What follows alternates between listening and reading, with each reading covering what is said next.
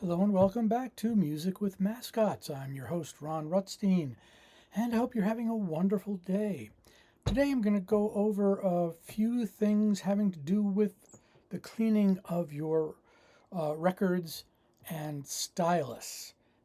Things you might do on a daily basis, and also just a couple of things that I do with record weights and the way I use them. There's a lot of controversy. Just do what you like to do, and you can take what I say as just the way I do it, and put in the comments the way you do it, what you like to do. So I'll go with that first. So um, I have here, and as yet, uh, Elvis Costello album, Armed Forces, that I have not yet put through the Vivo ultrasonic machine. So I don't know if you can see, there's a lot of dust on here. Maybe at the angle you can see more of it. And I have a Wasabi anti-static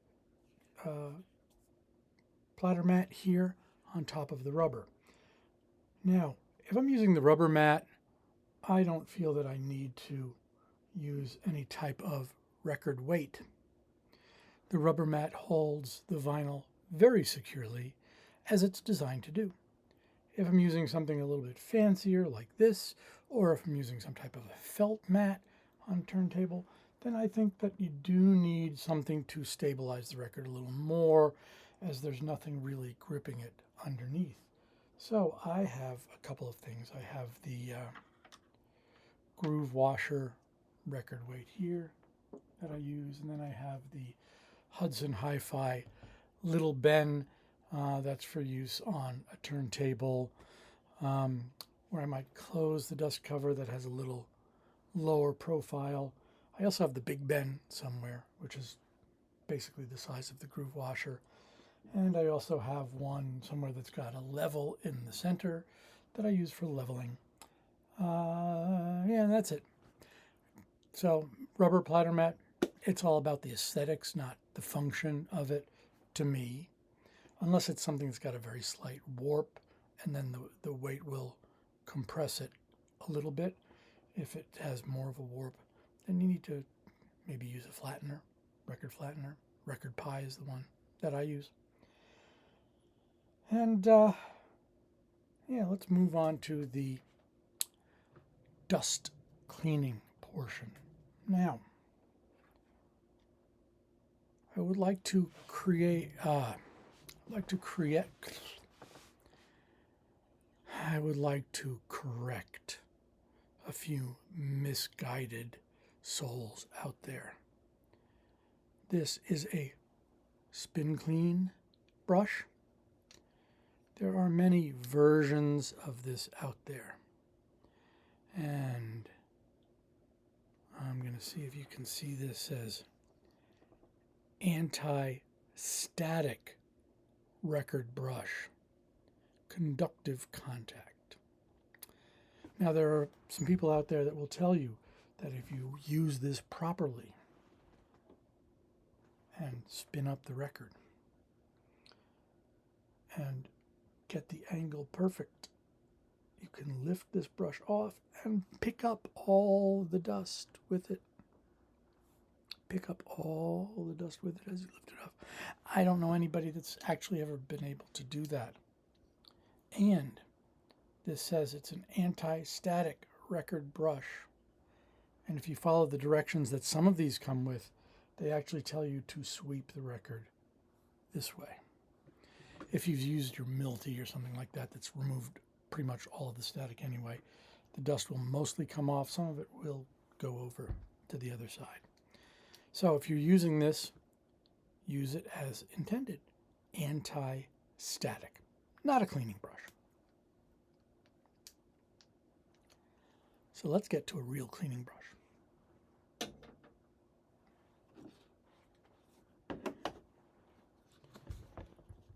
This is the disc washer cleaning brush. This came over with me on the Mayflower. Okay, I didn't come over on the Mayflower. I got this in the mid-70s when I got my first turntable, which was a Technics, by the way.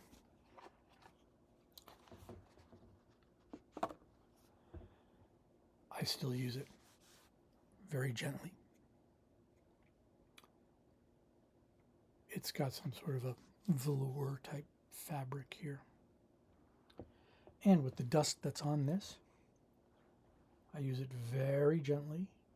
I have the turntable running. This is a belt drive, so it puts a little bit of stress on the belt. Gently. Put it down. Turn it. And then I lift it off. And you'll see, if you can see, there is a row of dust along the front, which I then, using some piece of cloth, I take off this. I do not use this with liquid cleaner. I know they say you can use this with liquid cleaner, but I ultrasonic clean or I spin clean my records, so I don't use this with a liquid cleaner. Hence, it has lasted me a very long time. Since the Mayflower.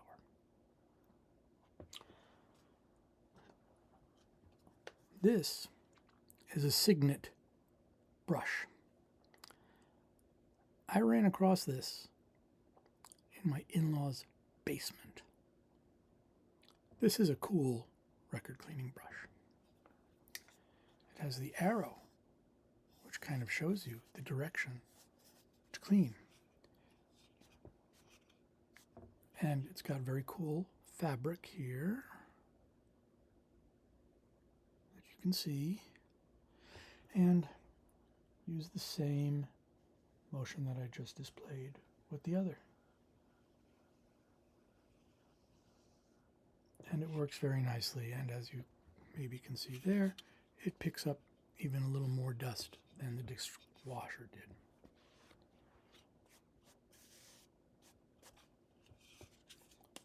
Goes back in there. I quite like this. I've never seen a Signet record brush before. Let me know in the comments if you have, or if you've got one of these. Signet. I like it. So I use that one these days over the dishwasher that I've got, the old dishwasher. This is old technology that works really well. Turntable Lab makes this unit. And they're combining kind of the best of both worlds. If you look at it from this angle, you can see that it's kind of got that velour cleaning material. Then it's got these two anti-static brush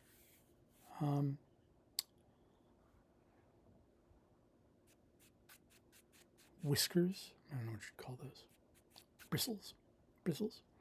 And then back to the velour material. So you would use this, and then you'd use the middle, and then you'd pick up.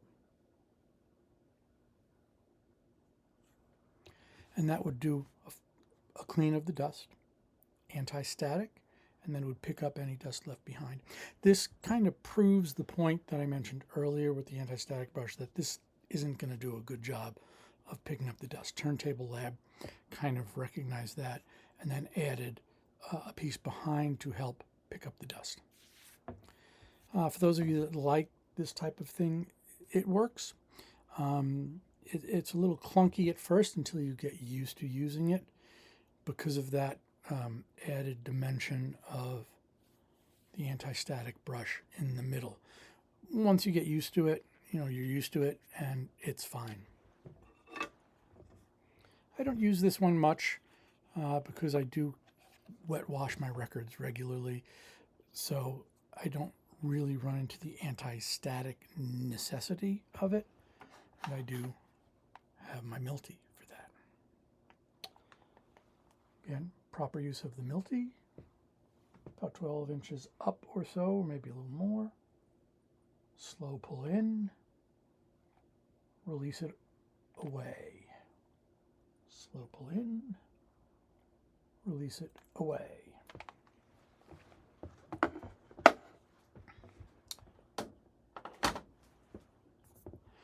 Lastly, I've got the little shaving brush. If you've got a record that doesn't really have much static on it, or if you use the Milty and there's just a tiny, tiny bit of dust left on the record, I'll just turn it on and then brush it like this.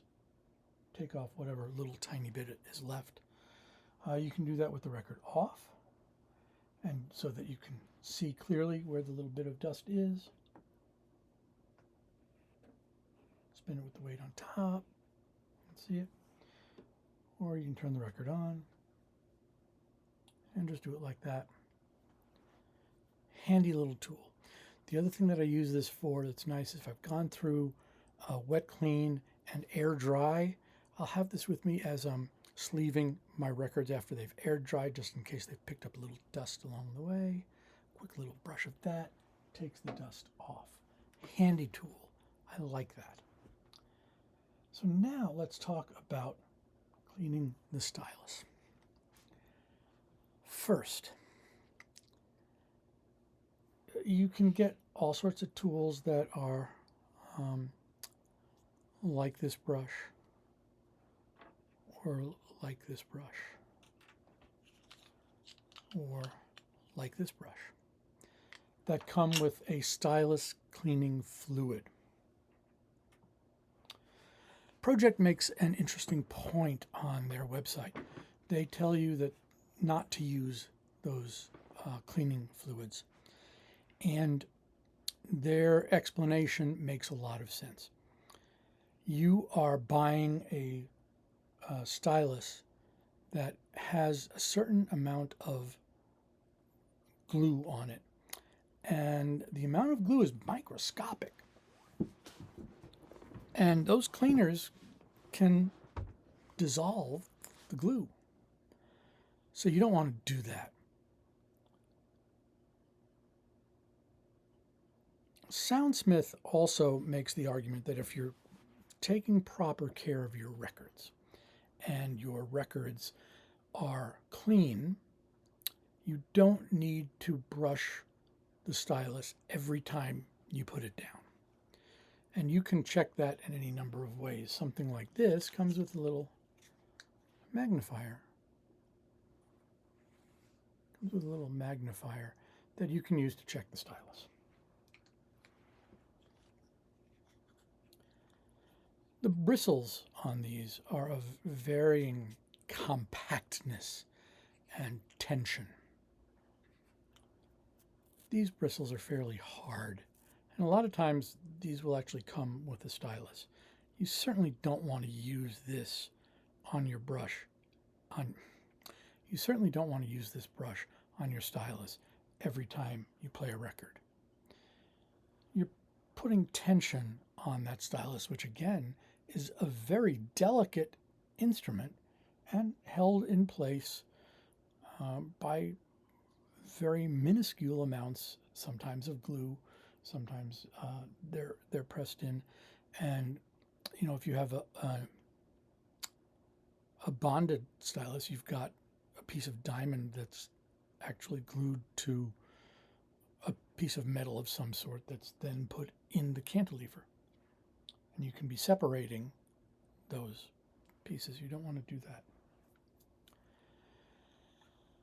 If you have a nude stylus that is pressed through the cantilever, you can loosen that, and you don't want to do that. So what I do is, instead of using these tense bristles, the Project brush here is a little softer, so you can use that, but use it less often. Keep an eye on your stylus and see how dirty it is.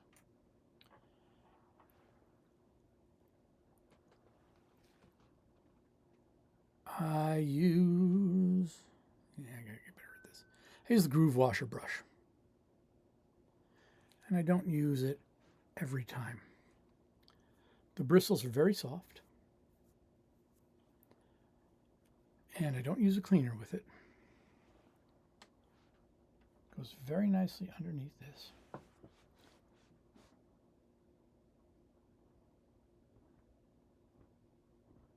And I can brush the stylus every 4 or 5 times I play a record if it's dirty. I check to see if it's dirty and if there's any kind of sound distortion that I'm getting from the stylus. I obviously clean it. But if I'm not getting any sound distortion and it looks perfectly clean, then I'm not going to clean it.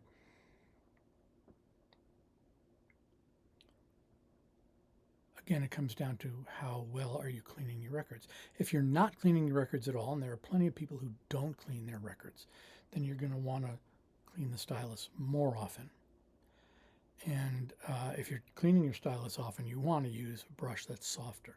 The groove washer brush is the softest one that I have found. And again, that's the one that I choose to use. You do want to get something like this then for checking the stylus. With the little magnifying mirror right there. And then you'll have to, match it with